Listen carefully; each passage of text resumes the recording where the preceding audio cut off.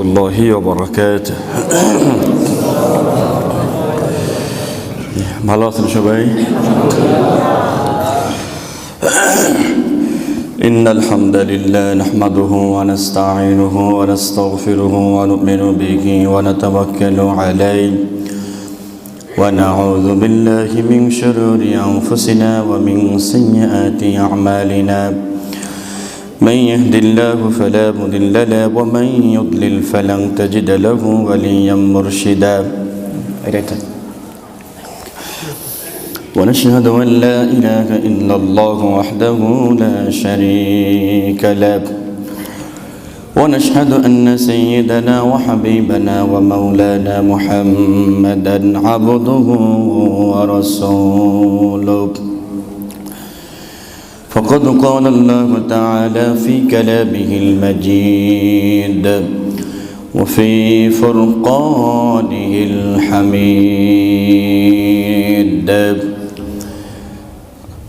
أعوذ بالله من الشيطان الرجيم بسم الله الرحمن الرحيم سبحان الذي أسرى بعبده ليلا من المسجد الحرام إلى المسجد الأقصى الذي باركنا حوله لنريه من آياتنا إنه هو السميع البصير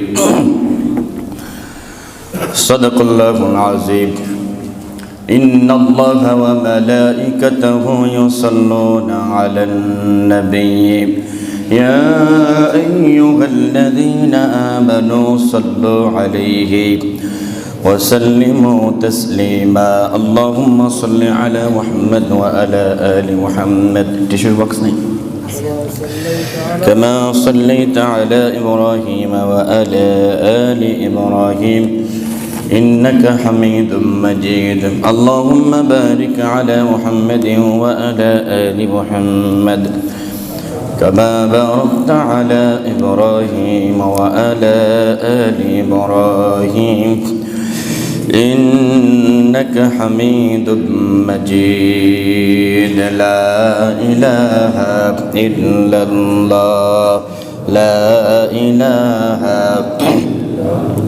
سبحان الله والحمد لله لا إله سبحان الله والحمد لله لا إله إلا الله لا إله إلا الله لا إله لا إله إلا الله محمد رسول الله صلى الله عليه وسلم আল্লাহ পাকের দরবারে লাখ কোটি বার শুকরিয়া আদায় করে নিচ্ছি জবান ছেড়ে সকলে পড়ছি আলহামদুলিল্লাহ দরুদ ও সালাম পাঠ করে নিচ্ছি সকলে পড়ুন সাল্লাল্লাহু আলাইহি ওয়াসাল্লাম সম্মানিত উপস্থিতি মুহতারাম হাজিরিন রজব মাসে আল্লাহ সুবহানাহু ওয়া তাআলা তার প্রিয় হাবিবকে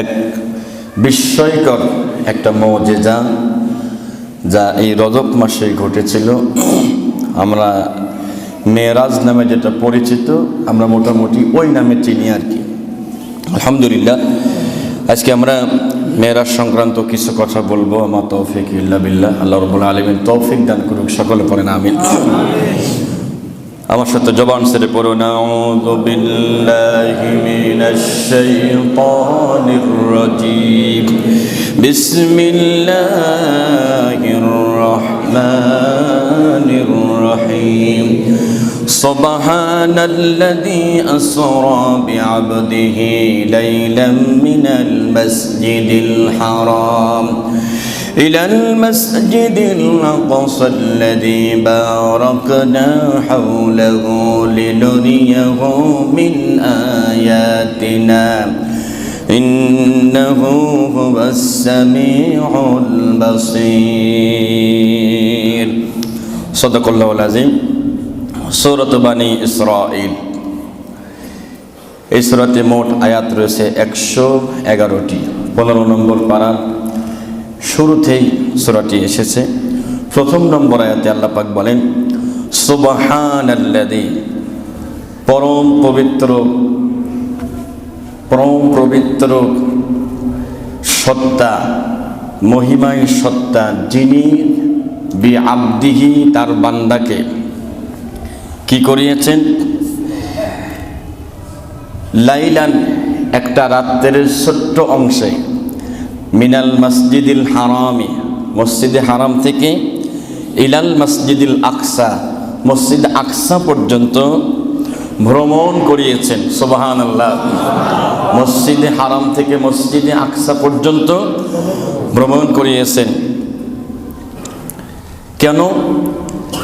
আর এমন এক জায়গায় ভ্রমণ করিয়েছেন, আল্লাযী বারাকনা হাওলা, ওই মসজিদে আকসার চতুর্পাশে শুধু অনেকগুলো বরকত রয়েছে, অনেকগুলো নিদর্শন রয়েছে। মিন আয়াতিনা, এই যে নিদর্শনগুলো রয়েছে, আল্লাহ পাক বলেন লিনুরিয়াহু, যেন আমি তাকে দেখাতে পারি কি কি নিদর্শন এখানে রয়েছে। সুবহানাল্লাহ।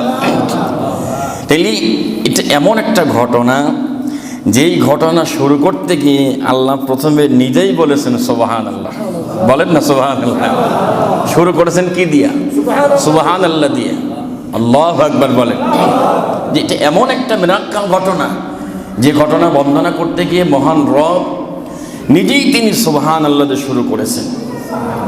পায়রা আমার, আসরা, ভ্রমণ করিয়েছেন মসজিদে হারাম থেকে মসজিদে আকসা পর্যন্ত। এরপরের থেকে যতটুকু ভ্রমণ করিয়েছেন ওটা কোরআনে নেই, ওটা হাদিসে রয়েছে। কিন্তু মসজিদে হারাম থেকে মসজিদে আকসা পর্যন্ত ভ্রমণ করিয়েছেন, এটা ডাইরেক্ট কোরআনুল কারীমের মধ্যে আছে। এখন কেন ভ্রমণ করালেন, কেন মেরাজ করালেন, কারণটা কি?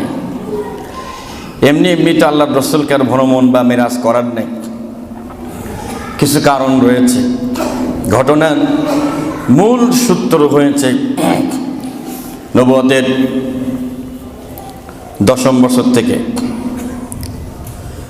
নবুয়তের 7ম বছরে গিয়ে আল্লাহর নবী সাল্লাল্লাহু আলাইহি সাল্লামকে চূড়ান্তভাবে অ্যাটাক করে নারী পুরুষ প্রায় 53 জনকে শিয়াবে আবু তালিবের কারাগারে আটক করলেন। কোরআন দলিল দিয়েছে। বিসমিল্লাহির রহমানির রহিম।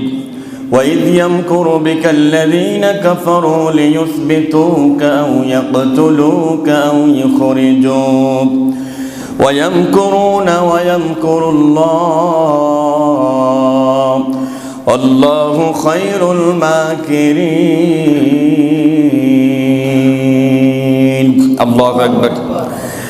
সূরাতুল আনফাল, কুরআনুল কারীমের 9 নম্বর পারা, 8 নম্বর সূরা, 9 নম্বর পারার 19 নম্বর পৃষ্ঠার 30 নম্বর আয়াতের মধ্যে আল্লাহ পাক বলেন, ওয়া মানে এবং ইজমানে যখন, ইয়ামকুর মানে ষড়যন্ত্র করেছিল, বিকা মানে নবী আপনার জন্য ওরা ষড়যন্ত্র করেছিল, আল্লাযিনা মানে যারা, কাফারু মানে কাফেররা, তার মানে কাফেররা ষড়যন্ত্র করেছিল। কেন? লিয়ুসবিতুকা, আপনাকে যেন জেলখানায় ভরে রাখতে পারে। জেলখানায় বললে পারে দিনের দাওয়াত বন্ধ হয়ে যাবে, দিনের প্রচার বন্ধ হয়ে যাবে। যুগে যুগে প্রত্যেকটা জালিমের মাথায় একই চিন্তা, জেলখানায় বললে দিন প্রচার বন্ধ হয়ে যাবে। এই চিন্তা কাজ করে না? সব জালিমের মাথায় একই চিন্তা। তারা যে ভয়টা পায়, শেষ পর্যন্ত সেই ভয়টা তার কাঁধের উপরে ভর করে। সুবহানাল্লাহ।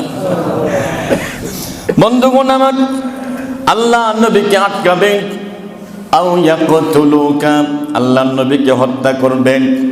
3 নম্বরে আও ইখরিজুকা, অথবা আল্লাহ নবীকে দেশ থেকে বের করে দিবেন। এই যে 3টা কাজ, এই 3টা কাজ আবু জাহেলের জামানায় ওরা সিদ্ধান্ত নিয়েছিল জেলখানায় ভরতে হবে, আটক করতে হবে, হত্যা করতে হবে।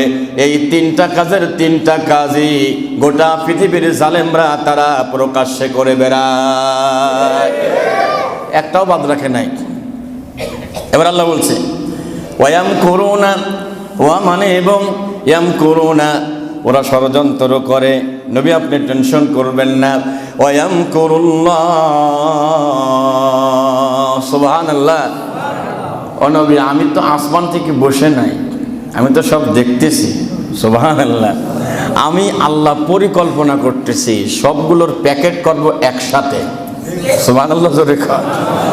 এখানে অকাম করতেছে, এখানে অন্যায় করতেছে, এখানে জুলুম চালাচ্ছে, একবারে প্যাকেট করব। আল্লাহু আকবার জোরে বলে। আল্লাহ তাআলা বদরের ময়দানে বড় বড় লিডারগুলো, সবগুলো লিডারকে একবারে প্যাকেট করছিল। সুবহানাল্লাহ জোরে বলেন। প্যাকেট করা বুঝছো? হ্যাঁ, কিন্তু তারা অলরেডি দেখেন সেন্টার নিয়ে ফেলেছে, একজনের কাঁধে ভর করিয়ে ওরা অলরেডি সব জায়গায় আবার আগের মতন।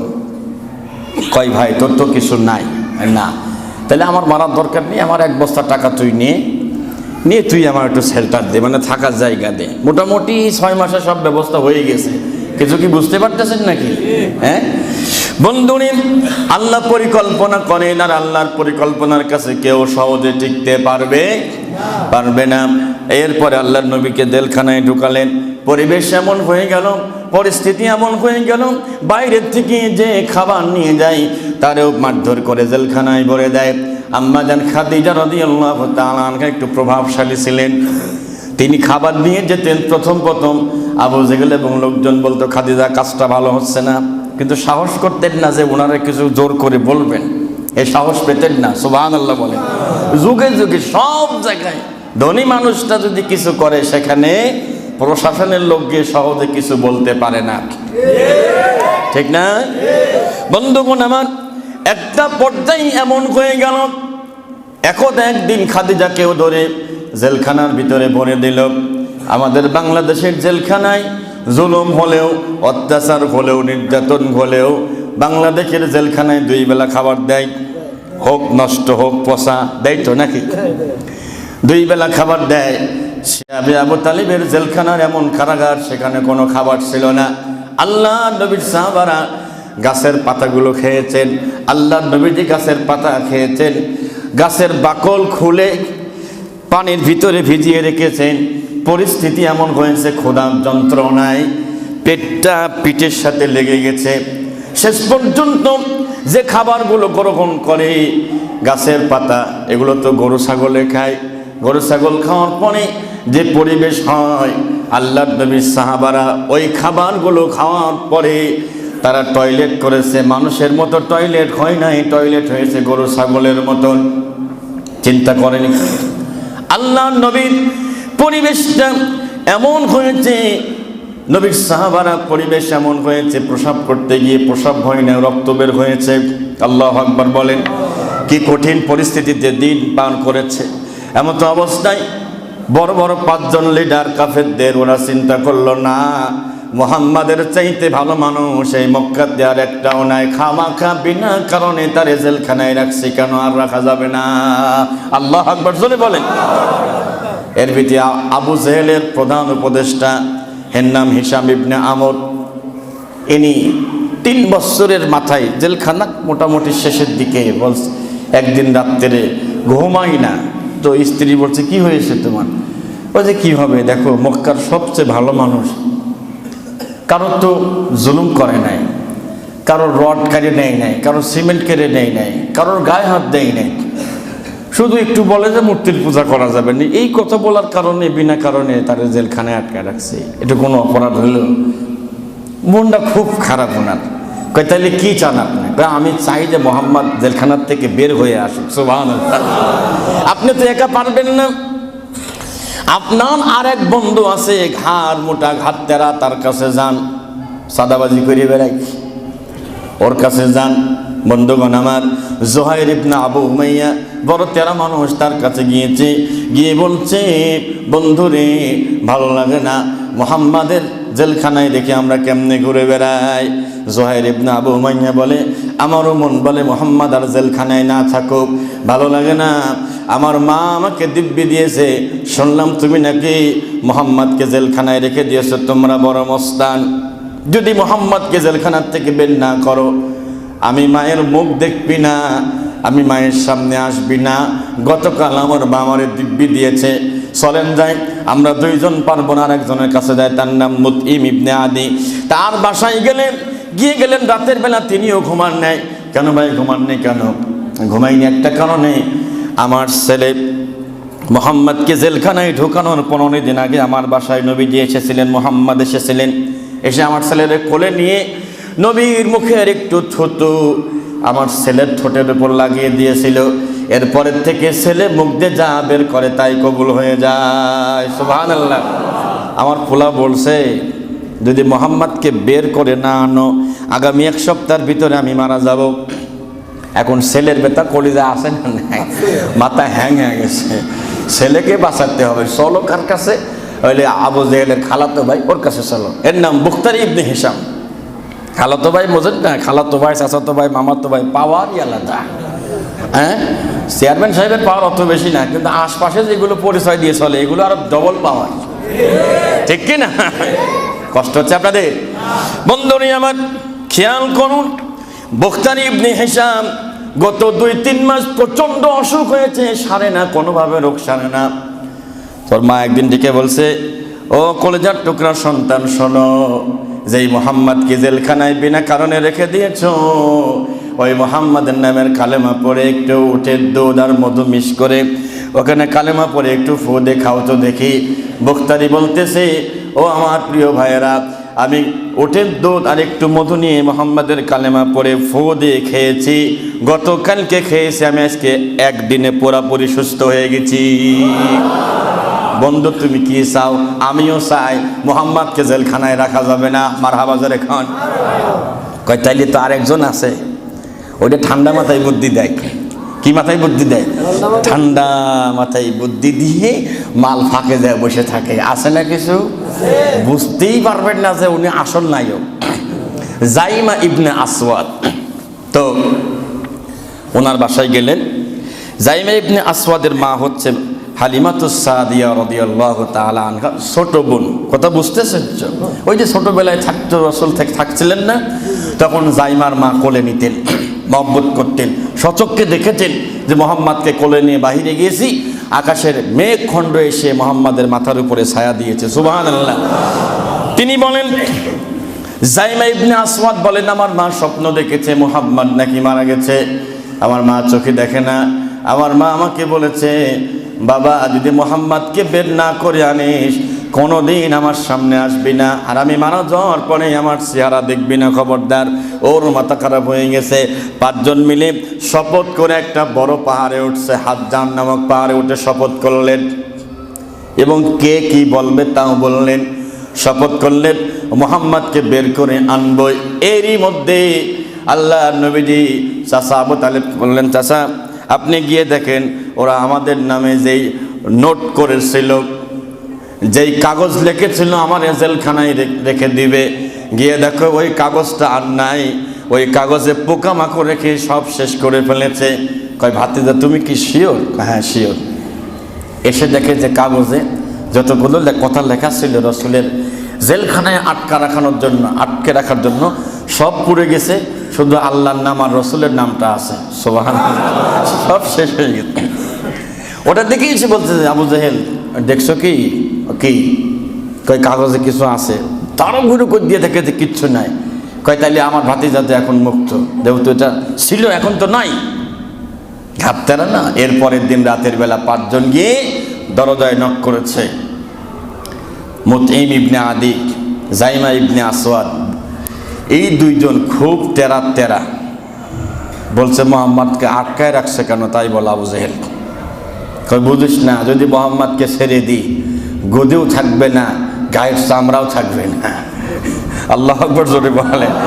বুঝিস না, যদি মোহাম্মদকে জেলখানার থেকে ছেড়ে দিই, এ গদিও থাকবে না, গায়ের পিঠের চামড়াও থাকবে না। এখন জোহাইর ইবনে আবু উমাইয়া বলতেছে অত কোনো কথা বুঝি না, চাবি এখনই দেওয়া লাগবে। ওখানে এরকম তার কাটা দিয়ে তালা মারছিল, চাবি না দিলে তরবারি বের করে ধরছে মাথার উপরে, চাবি দিতে বাধ্য হয়েছে। আল্লাহর নবী সাল্লাল্লাহু আলাইহি সাল্লামের কাছে গেলেন, তালা খুলে গেলেন, যাওয়ার পরে আল্লাহর নবীজির কাছে তারা ক্ষমা চেয়েছেন, নবীজির হাত ধরে তুলেছেন। নবীজি দাঁড়াতে পারতেছেন না, পেটে এত পরিমাণ ক্ষুধা, তুলেছেন একবার বসে পড়তেছে, আবার তুলেছেন আবার বসে পড়তেছে, এত পরিমাণ ক্ষুধা লেগেছে। প্রিয় ভাইয়ের আমার, ইসলামটা কষ্টের, কষ্টের না কষ্টের। নবীজি বললেন যে এই যে 3টা বছর যে আমাকে আমার সাহাবেদেরকে কষ্ট দিলে, আমাদের কি অপরাধ ছিল বলো তো? আল্লাহু আকবার। আল্লাহ নবীজি জেলখানার থেকে বের হয়ে মনের কষ্টে চলে গেলেন তায়েফে। তায়েফে যাওয়ার পরেও কি সেখানে কি ভালো থাকতে পারলেন? কঠিন পরীক্ষা শুরু হলে একের পর এক। আল্লাহ পাক বলেন আম হাসিবতুম আন তাদখুলুল জান্নাতা ওয়া লাম্মা ইয়াতিকুম মাতালুল লাযিনা খালাউ মিন ক্বাবলিকুম মাসাতহুমুল বাসাউ ওয়াদ-দাররাউ ওয়া যুলজিলু হাত্তা ইয়াকুলার রাসূলু ওয়াল লাযিনা আমানু মা'আহু মাতা নাসরুল্লাহ আলা ইন্না নাসরাল্লাহি করিব। আল্লাহু আকবার। সূরাতুল বাকারা, কোরআনুল কারীমের 2 নম্বর সূরা, আয়াত নম্বর 214। আম হাসিবতুম, তোমরা কি মনে করো, তোমরা কি কল্পনা করে নিয়েছো, আন তাদখুলুল জান্নাহ, এমনি এমনি জান্নাতে যাবে? না না না, ওয়ালাম্মা ইয়াতিকুম, এখনো পর্যন্ত আসে নাই, মাসালুল লাযিনা খালাউ মিন ক্বাবলিকুম, শোনো নবীর সাহাবারা, শুনে নাও, তোমাদের আগে শুধু এতটুকু কথা বলেছে আমরা ইমানদার, এতটুকু কথা বলার কারণে এমন কষ্ট দিয়েছে, এমন জুলুম করেছে, এমন নির্যাতন করেছে, এত পরিমাণ ভয়াবহ জুলুম অত্যাচার তাদের উপরে এসেছে, তারা এবং নবীরা পর্যন্ত একথা বলতে বাধ্য হয়েছে, ইয়াকুলার রাসূলু ওয়াল্লাযীনা আমানু মা'আহু মাতা নাসরুল্লাহ, জুলুমের কারণে বলতে বাধ্য হয়েছে, আল্লাহ তোমার সাহায্য কখন আসবে? আল্লাহু আকবার বলেন, আল্লাহ তোমার সাহায্য কখন আসবে? আল্লাহ ডাক দিয়ে বলে, নবী আপনি সুসংবাদ দিন, আলা ইন্না নাসরাল্লাহি করিব, আল্লাহর সাহায্য অতি নিকটে। সুবহানাল্লাহ। সেখান থেকে ঘুরে আসলেন, এসে আল্লাহর কাছে দোয়া করলেন যে আল্লাহ, এই জেলখানার থেকে বের হওয়ার পরে নবীজির সবচেয়ে ভালোবাসার মানুষ খাদিজা, তিনি ইন্তেকাল করলেন। কিছুদিন পরে চাচা আবু তালেব, যিনি তাকে শেল্টার দিতেন, তাকে নিরাপত্তা দিতেন, তিনিও চলে গেলেন। পরিস্থিতি খুব ভয়াবহ হয়ে গেল। আল্লাহ নবী সাল্লাল্লাহু আলাইহি সাল্লাম কাবা ঘরের চত্বরে নামাজে দাঁড়িয়েছেন। আবু জেহেল তার এক বন্ধু উকবা ইবনে আবি মুইতকে বলেছে, তুমি কি পারবা মুহাম্মাদের মাথার উপরে উটের পচা ভরিয়ে এনে চাপিয়ে দিতে হবে? নাউযুবিল্লাহ। তিনি করেছিলেন এই কাজটা। যে লোকটা নবীজির মাথার উপরে উটের পচা ভরি চাপিয়ে দিয়েছিল 2 হাত দিয়ে, কিয়ামতের কঠিন ময়দানে ওই লোকটা তার 2 হাতের গোশত কামড়ায় কামড়ায় খাবে। নাউযুবিল্লাহ বলেন। ويوم يعض الظالم على يديه يقول يا ليتني اتخذت مع الرسول سبيلا يا ويلتى ليتني لم اتخذ فلانا خليلا। ومن এবং ইয়াম মানে সেদিন, ইয়াদ মানে কামড়াবে, আয-যালিম মানে জালেমরা, আলা মানে উপরে, ইয়াদাইহি মানে 2 হাতের উপরে কামড়াবে, নিজের গোশত নিজে কামড়িয়ে কামড়িয়ে খাবে, আর বলবে হায় আমার আফসোস, হায় আফসোস, আমি যদি রাসূলের পথে থাকতাম। সুবহানাল্লাহ। যদি নবীকে কষ্ট না দিতাম, এই কথা বলবেন। এই যে কষ্টের পর কষ্ট শুরু হলো। আল্লাহর নবীজি দোয়া করলেন, আল্লাহ আমার খাদিজা চলে গেল, আমার দুর্দিনের সাথী, আমার চাচা তিনিও চলে গেলেন, আপনি এখন কার কাছে আশ্রয় আমাকে দিলেন? আল্লাহ একটা ব্যবস্থা করেন, একটা কিছু করেন। সুসংবাদ এসে গেল, নবী টেনশন করার দরকার নাই, অপেক্ষা করেন, অচিরেই আপনার জন্য ভালো কিছু অপেক্ষা করতেছে। সুবহানাল্লাহ। আল্লাহ দাওয়াত করে নিয়ে আল্লাহ নবী সাল্লাল্লাহু আলাইহি ওয়াসাল্লামকে আল্লাহ সুবহানাহু ওয়া তাআলা মেরাজ করালেন। কি করালেন? মেরাজ করালেন মসজিদে হারাম থেকে মসজিদে আকসা পর্যন্ত। যেদিনকে মেরাজ করালেন জিবরাইল এসেছেন, মিকাইল এসেছেন, ইসরাফিল এসেছেন। নবীজি বলেন আমি দেখলাম জিবরাইল এসে আমার ঘরের ছাদ, মনে হলো যে হাত দিলেও ছাদটা সরে গেল। সুবহানাল্লাহ। তিনি আমাকে বগল করে নিয়ে গেলেন কাবা ঘরের চত্বরে, নিয়ে এখান থেকে পুরা বুক একবারে ফেরে ফেললেন, যা ছিল কলবটা বের করলেন টান দিয়ে। এরপরে বিমা ইন জমজম, জমজমের পানি দিয়ে এটাকে ধৌত করলেন, পরিষ্কার করলেন। এরপরে নূরে আলোকিত কি যেন একটা জিনিস, ওটা মূলত ঈমান ছিল, ভিতরে ঢুকিয়ে দিয়ে আমাকে নিয়ে মসজিদে হারাম থেকে মসজিদে আকসা পর্যন্ত আমাকে নিয়ে গেলেন। যে বাহনে নিয়েছিলেন সেটার নাম ছিল কি? বারকুন থেকে বোরাক। বারকুন মানে কি জানেন? বিদ্যুৎ গতি। কি গতি? বিজলি। একবারে খুব উচ্চ মানের একটা বাহন, খুব উচ্চ মানের একটা বাহন। এই বাহনের পাওয়ার দৃষ্টিসীমার বাইরে। আমরা যে দুনিয়ার থেকে সর্বশেষ একটা বড় তারকা দেখা যায়, সূর্যের থেকে সবচেয়ে দূরের তারকা, এটা 54 আলোকবর্ষ দূরে। এক আলোকবর্ষ সমান কত মাইল? 945,000 কোটি মাইল। সুবহানাল্লাহ। এবং সূর্যের থেকে সবচেয়ে কাছের তারকা প্রক্সিমা সেন্টাই যেটাকে বলে, এটা হচ্ছে সূর্য থেকে যেই প্রথম তারকা, কাছের তারকা, 4 আলোকবর্ষ। বিজ্ঞানীরা বলছেন, তারা গবেষণা করে দেখেছেন, কেউ যদি মনে করে দুনিয়া থেকে রকেট নিয়ে ওই প্রথম সূর্যের কাছের যে তারকা আমরা এখানে যাব, সময় লাগবে কত? 1,15,000 বছর। সুবহানাল্লাহ। একটা মানুষ বাঁচে কয়দিন? সুবহানাল্লাহ। কয়দিন বাঁচে? রকেট বানায় আর গল্প দেয় যে তোমাদের মোহাম্মদ কেমনে আকাশে গেছে, হাউ ক্যান ইজ পসিবল, নাউজুবিল্লাহ জোরে বলেন। তোমরা রকেট বানাইছো আর আল্লাহ উচ্চ, একদম এত গতি সম্পন্ন উচ্চ একটা বাহন দিয়েছেন, দৃষ্টিসীমার বাইরে যে তারকা দেখা যায় এত দূরে। নবীজি বলতেন এক এক কদমে এর চাইতে আরো বেশি দূরে আমার এই বাহনের পাও পড়েছে। সুবহানাল্লাহ জোরে বলে। কষ্ট হচ্ছে আপনাদের? তারা বলে যে বুঝলাম সেখানে গিয়েছে, তাইলে সেখানে how did you get the oxygen? সেখানে অক্সিজেন কোথায় পেল? বুদ্ধি আসে না নাই মাথায়? বিজ্ঞানীদের বুদ্ধি দেখছেন মাথায়? বলছে গেছে তো ভালো কথা, অক্সিজেন কেমনে পেলো সেখানে? নাউজুবিল্লাহ জোরে বলেন। এর আগে মনে হয় বলছিলাম, এই পৃথিবীতে এক স্বৈরাচার নমরুদ তার জামানার নবীকে, একজন তরতাজা মানুষকে আগুনের ভিতরে ফেলে দিয়েছিল। আল্লাহর পয়গম্বর ইব্রাহিম আলাইহিস সালামকে আগুনের ভিতরে কয়দিন ছিলেন বলেন তো? 40 দিন পর্যন্ত ছিলেন। 40 দিন পরে আমার প্রিয় ভাইয়ের আল্লাহ পাক বলেন, তারা যে আনন্দ ফুর্তি করলো আগুনে ফেলে দিয়েও তাদের মনে কোনো অনুশোচনা নাই, কোনো অনুশোচনা নাই।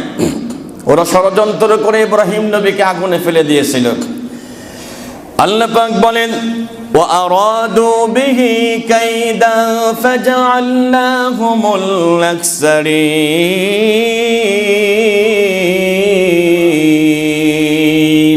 আল্লাহু আকবার বলেন।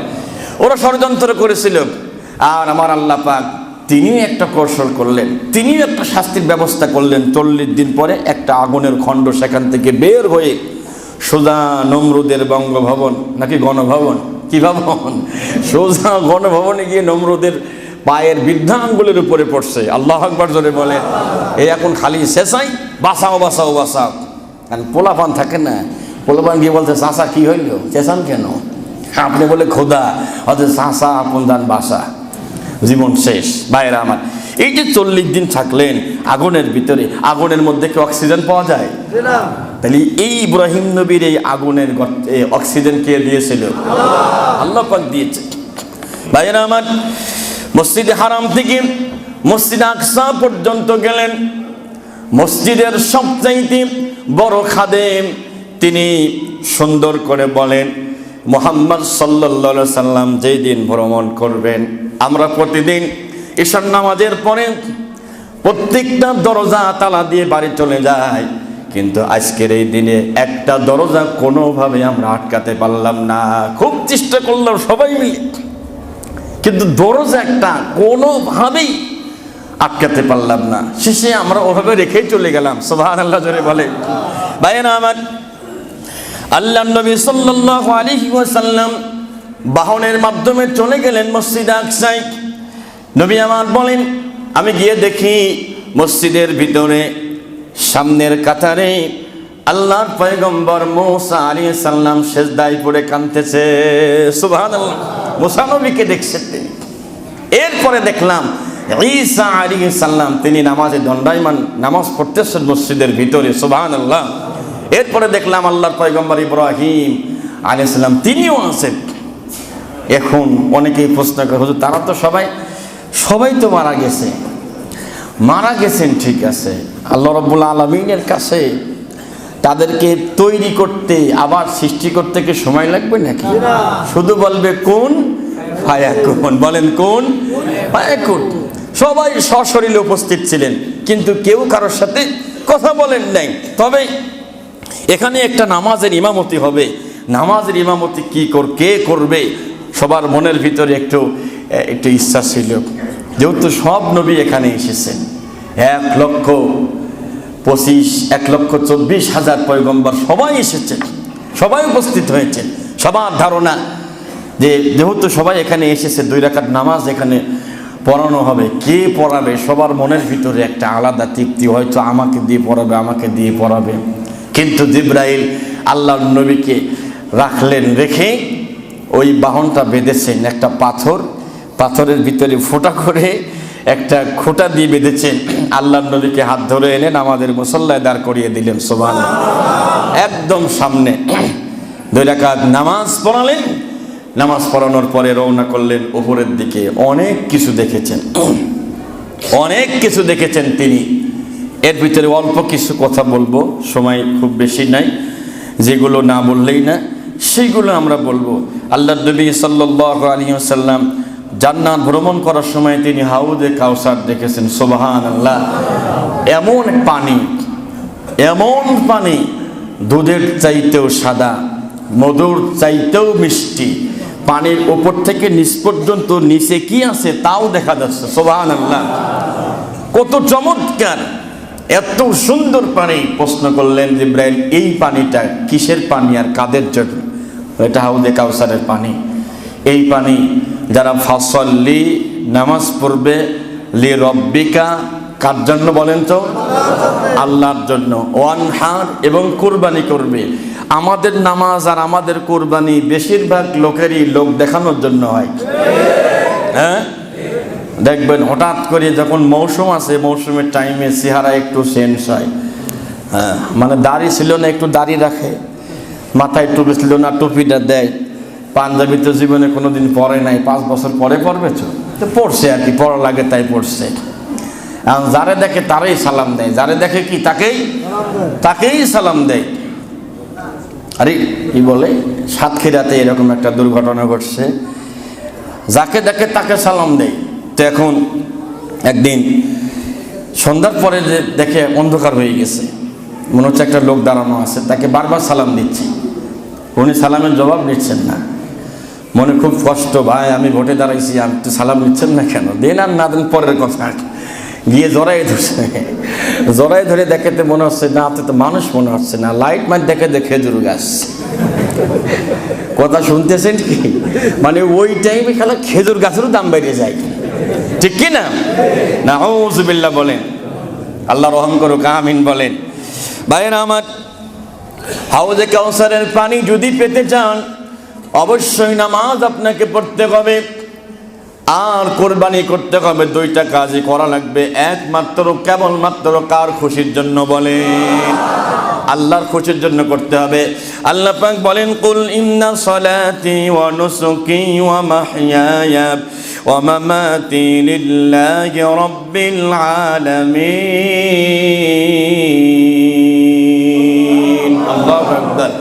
আল্লাহ পাক বলেন, কুল, হে নবী আপনি বলুন, ইন্না নিশ্চয়, সলাতি আমার নামাজ, ওয়া নুসুকি আমার কুরবানি, ওয়া মাহইয়ায়া আমার জীবন, ওয়া মামাতি আমার মরণ, সব কার জন্য হবে? বলেন না কার জন্য হবে? আল্লাহর জন্য করতে হবে। বন্ধুগণ আমার, আল্লাহ নবীজি বলেন, জিবরাইল আমাকে হাত ধরে সামনে নিয়ে যাচ্ছেন। যাওয়ার সময় আমি জান্নাত ভ্রমণ করার সময় একটা সুগন্ধি আমার নাকের ভিতরে এসেছে। এত পরিমাণ সুগন্ধি, এটা জান্নাতের সুগন্ধি। একটা কবর থেকে নবীজির নাকে আসতেছে। প্রশ্ন করলেন, জিবরাইল এই কবরটা কার? এটা কি খুব গুরুত্বপূর্ণ কোনো ব্যক্তির কবর নাকি, কোনো বড় আবেদের কবর নাকি, বা নবীর কবর কিনা? বলে না মুহাম্মদ, এই কবরটা একটা কাজের বুয়ার কবর। সুবহানাল্লাহ। কাজের বুয়া বলছেন তো, মহিলা, একজন কাজের মহিলা, বাড়ি বাড়ি কাজ করে বেড়ায়, তার কবর। কবরটা কার বলো? হাদিসে এসেছে সেই মহিলার নাম হলো মাস্তা। ফিরাউনের বাড়িতে কাজ করেন। ফিরাউনের বাড়ির গেটের দারোয়ান তার স্ত্রী। ফিরাউনের মেয়ের মাথার চুল আঁচড়াতে হঠাৎ করে চিরুনি পড়ে গেল। চিরুনি পড়ে যাওয়ার পরে মেয়েটি প্রত্যেকবারই ফিরাউনের নাম নিয়ে কাজ করে, কিন্তু এইবার তিনি ফিরাউনের নাম নেয়। তিনি বলেছেন বিসমিল্লাহির রহমানির রহিম, আল্লাহর নাম নিয়ে তুলছেন। ফিরাউনের মেয়ের মাথা হ্যাং হয়ে গেছে। কার নাম বললে? আল্লাহর নাম। তুমি আমার আব্বাকে মানো না? প্রশ্নই আসে না। সুবহানাল্লাহ বলে। ফিরাউন চলে আসছে, বলে আব্বা দেখেন কি বলে, কি বলে? ডাক দিয়ে বলছে, ওই মেয়ে, তুমি কি আমাকে don't you accept me as a rob? তুমি কি আমাকে রব হিসাবে মানো না? বলে প্রশ্নই ওঠে না, তোমার রবকে। ডাক দিয়ে মেয়েটি বলছে, ফিরাউন শোনেন, আপনার রব আর আমার রব একজন, আল্লাহ। ইন্নাল্লাযীনা ক্বালু রাব্বুনাল্লাহ ثم استقاموا تتنزل عليهم الملائكة ألا تخافوا ولا تحزنوا وأبشروا بالجنة التي كنتم توعدون الله أكبر যারা বলে আমাদের রব আল্লাহ, সুম্মা ইসতাকামু, অথবা রবের পথে টিকে থাকে, এক চুল পরিমাণ এদিক ওদিক যায় না, এই লোকটার যখন মৃত্যু হবে, মরণের সময়, তাতানাজ্জালু আলাইহিমুল মালায়েকা, তার কাছে রহমতের ফেরেশতা নাজিল হবে। সুবহানাল্লাহ। ভাইরা আমার, মেয়েটিকে বলো, তোমার এত বড় সাহস, তুমি মুসা আলাইহিস সালামের উপর ঈমান আনছো? বলে হ্যাঁ ঈমান আনছি, আল্লাহর প্রতি ঈমান আনছি। জানো এর পরিণাম কি? হ্যাঁ জানি। একটা ঘরে আটকায়া বিষাক্ত সাপ, শুনছেন? একটা ঘরের ভিতরে আটকায়া বিষাক্ত সাপ ছেড়ে দিয়েছে যেন দংশন করে তারে মেরে ফেলে, কিন্তু না, পরের দিন দরজা খুলে দেখে মনে হচ্ছে সাপ তাকে পাহারা দিচ্ছে। সুবহানাল্লাহ। মারা তো দূরের কথা, মনে হচ্ছে যে পাহারা দিচ্ছে তাকে, মারা নেই তুমি। এবার তাফসীর ইবনে কাসিরের মধ্যে আছে যে একটা ডেকসি আনা হলো, ডেকসির ভিতরে পানি এবং তেল দেওয়া হলো, টকবক টকবক করে যখন ফোটে, এই মায়ের কয়েকটা ছোট্ট ছোট্ট বাচ্চা মা চোখের সামনে বড় বাচ্চাটাকে আগুনের ভিতরে, এই উত্তপ্ত গরম তেলের ভিতরে ফেলে দিলেন। মায়ের প্রথম সন্তান, ব্রয়লার মুরগি যেরকম আগুনের ভিতরে বা কি বলে যখন গরম করে চামড়া উঠে যায়, ওই অবস্থা হয়ে গেল। মার চোখে পানি। দ্বিতীয় সন্তানকে ফেলে দিলেন, তারপরও ঈমান সারে নাই। তৃতীয় সন্তান, ছোট্ট বাচ্চা, দুধের শিশু, কথা বলা শেখে নাই, তাকে যখন কেড়ে নিয়ে ফেলে দিবে, তখন ওই মহিলার চোখের ভিতরে পানি। তখন লোকজন বলছে, থারাও, এই ছেলেটারা আগেই ফেলো না, জিজ্ঞাসা করো, আচ্ছা তোমার মত কি চেঞ্জ হয়েছে, পরিবর্তন হয়েছে? তোমার চোখে তো পানি, তাইলে তুমি কি কালেমা ছাড়বা? কয় যে না। তাইলে কাঁদো কেন? বলে কাঁদি আমি এই কারণেই, আল্লাহ যদি আমারে 100টা সন্তান দিত, 100টা সন্তানকে আমি আগুনের ভিতরে, এই উত্তপ্ত গরম তেলের ভিতরে আমি ফেলে দিলেও আমি মার কোনো আফসোস ছিল না। আসিয়া তাকায় দেখতেছে এটা দাঁড়ায়, সুবহানাল্লাহ, তাকায় দেখতেছে ছোট বাচ্চাটা যেই তেলের ভিতরে, উত্তপ্ত গরম তেলের ভিতরে, পানির ভিতরে ফেলে দিলেন। ফেলে দেওয়ার কিছুক্ষণ পরে ওই ডেকসির ভিতর থেকে মাথা উঁচু করে দিয়েছে, সুবহানাল্লাহ, মাথা উঁচু করে বলছে, ইয়া উম্মা, হে মা, ইসবিরি, আপনি সবর করেন, ফা ইন্নাকি আলাল হাক্কি, আম্মা জান, ভয় নাই, টেনশন নাই, এটা উত্তপ্ত গরম তেল নাই, আল্লাহ জান্নাতের বাগান বানায়া দিছে। সুবহানাল্লাহ। জিবরাইল বলছে মুহাম্মদ সাল্লাল্লাহু আলাইহি ওয়াসাল্লাম এইটা ওই মার কবর, তারে যে পুরায়া গন্ধ বানায় ফেলছিল, আল্লাহ তার কবর থেকে জান্নাতের সুগন্ধি আল্লাহ বের করে দিয়েছে, কিয়ামত পর্যন্ত থাকবে। সুবহানাল্লাহ। বন্ধুরা আমার, আল্লাহ নবীজি বলেন জিবরাইলের পরে জান্নাতের ভিতরে আমারে ঘুরিয়ে অনেকগুলো জিনিস দেখালেন। এর ভিতরে আমি একজন দেখলাম জান্নাতের ভিতরে আল্লাহর একজন বান্দা যেখানে ইচ্ছা সেখানে তিনি উড়ে বেড়াচ্ছেন। সুবহানাল্লাহ। যেখানে মন সেখানে। তাহলে বিশাল কোন আমল করেছেন নাকি? তাছাড়া কি সম্ভব নাকি? দেখে আশ্চর্য হয়ে গেছি, পাওয়ার কি? জান্নাতের ভিতরে যেখানে মন চাই হাইতে সব সেখানেই চলে যাচ্ছে। এর কি এমন আমল আছে? আমল করার দরকার আছে না নাই? আমল করতে হবে। ঈমান আমল ঠিক থাকলে জান্নাতুল ফেরদাউসের মেহমান আল্লাহ বানায় দেবে। সুবহানাল্লাহ। ইন্নাল্লাযীনা আমানু ওয়া আমিলুস সালিহাতি কানাত লাহুম জান্নাতুল ফিরদাউসি নুজুলা। সুবহানাল্লাহ। ঈমান ঠিক থাকবে, আমল ঠিক থাকবে, আল্লাহ জান্নাতের মেহমান বানায় দিবে। জিবরাইল ডাক দিয়ে বলে এই লোকটার তেমন কোনো ভালো আমল নাই, তবে একটা ভালো আমল আছে। ওই আমলটার কারণে আল্লাহ এত খুশি হয়েছে, ওরে বলছে যা তোর যেখানে মন সেখানে ঘোর। সুবহানাল্লাহ। আমলটা কি?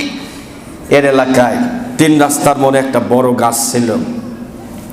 মানুষ মাঝে মাঝে অ্যাক্সিডেন্ট করত, মানুষের ক্ষতি হতো, তো ও নিজে এই গাছটা কেটে দিয়ে মানুষের চলাচলের রাস্তাকে সহজ করে দিয়েছিল।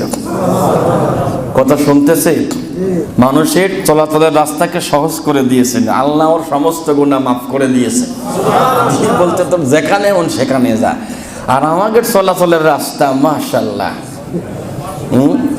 আজকে মনে হচ্ছে রাস্তায় 10 দিন ধরে বন্যা হয়েছে। আপনারা তো ঈমান কত সুন্দর গো, এটা শুক্রবারের দিন, তাও আপনারা ছাড়েন না। দেরেন ছাড়েন তা তো আমরা নিষেধ করতেছি না, কিন্তু শুক্রবারের দিনটা যে একবারে মনে হচ্ছে বর্ডার খুলে দিয়েছে, কিভাবে যে বের হচ্ছে। মানুষের চলাচলের রাস্তা যদি কঠিন করেন অবস্থা খারাপ হয়ে যাবে। নবীজি বলেন আমি এরপরে জাহান্নামে দেখলাম একজন মহিলা, তার খুঁটির সাথে বাঁধা আছে, বেঁধে রেখেছে, খুব কষ্ট পাচ্ছেন। ভাইরা আমার, তো প্রশ্ন করলেন যে ইনি কি খুব খারাপ ছিলেন? জিবরাইল কয়েছেন না, ইনি খারাপ ছিলেন না। এই মহিলাটা খুব পরহেজগার মানুষ ছিল। শুনতেছেন কি? পরহেজগার আম্মা জানটা শোনেন এবার। এই মহিলাটি 5 ওয়াক্ত নামাজ পড়তো, পরহেজগার ছিল, তাহাজ্জুদ পড়তো, পর্দায় চলতো। একটা অপরাধের কারণে আল্লাহ জাহান্নামের খুঁটির সাথে পিলারের সঙ্গে বেঁধে রেখেছেন, আর তা হলো তার বাসায় একটা বিড়াল ছিল। সেই বিড়ালটা একটু জ্বালা পোড়া করাতো, জ্বালা দিত। একদিন বেঁধে রেখেছেন, বিড়ালটাকে বেঁধে রেখার পরে ছেড়েও দেয় নাই, খাবারও দেয় নাই। এই অবস্থায় বিড়ালটা মারা গেল। আল্লাহ পাক এত নারাজ হয়েছে, এই লোকটা এই আল্লাহর বান্দি মারা যাওয়ার পরে ওর নামাজ, রোজা, হজ, যাকাত সব শেষ। বিড়ালকে কষ্ট দেওয়ার কারণে রব্বুল আলামিন তার জাহান্নামের ফয়সালা করে দিয়েছে। নাউযুবিল্লাহ। প্রাণী এটা দয়া করে যেগুলো ক্ষতি করে না আমাদেরকে, তাদের মারা যাবে না।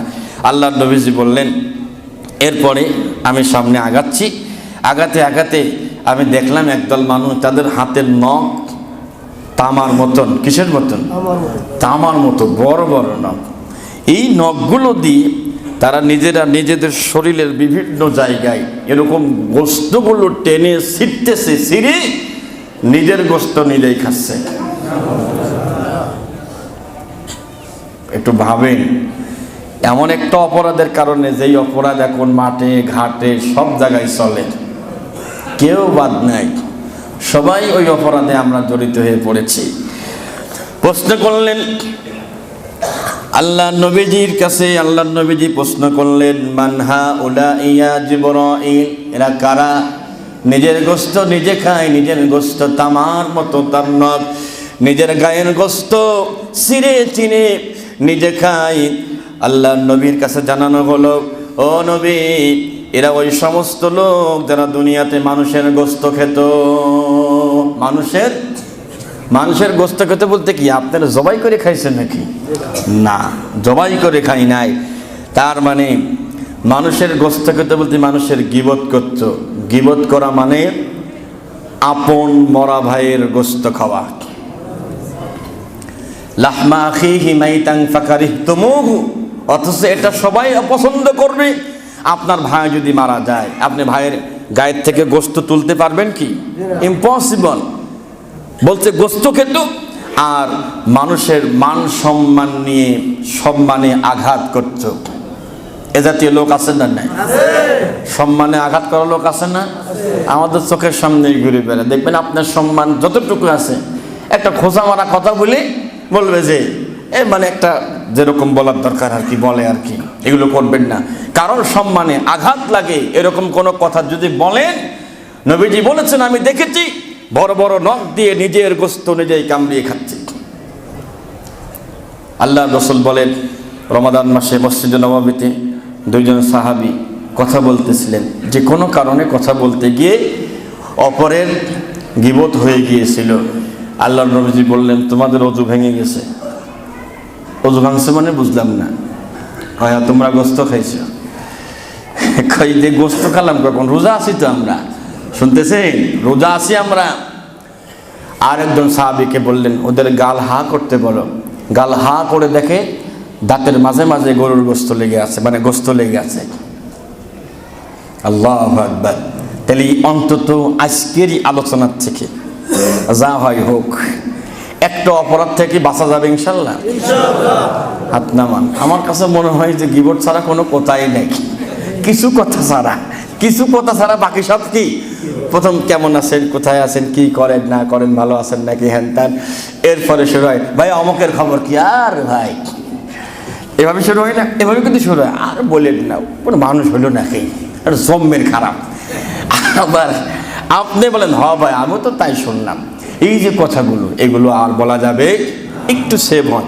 বাসায় বলেন, বাসায় লিখে রাখেন, গীবত করা যাবে না। চায়ের দোকানে লিখে রাখেন, এখানে গীবত করবেন না।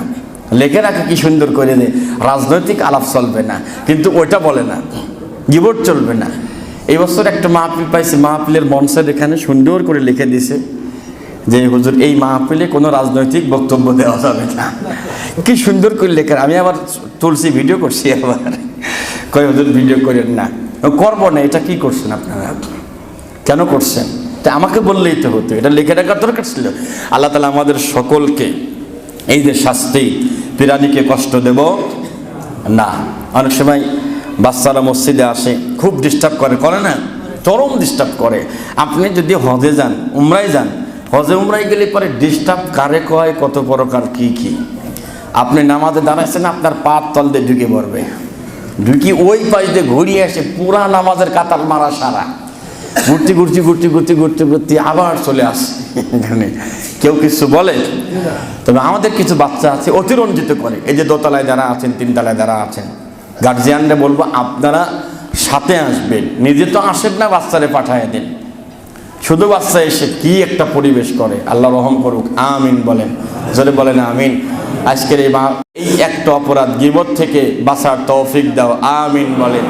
ওয়া আখিরি দাওয়ানা আলহামদুলিল্লাহ।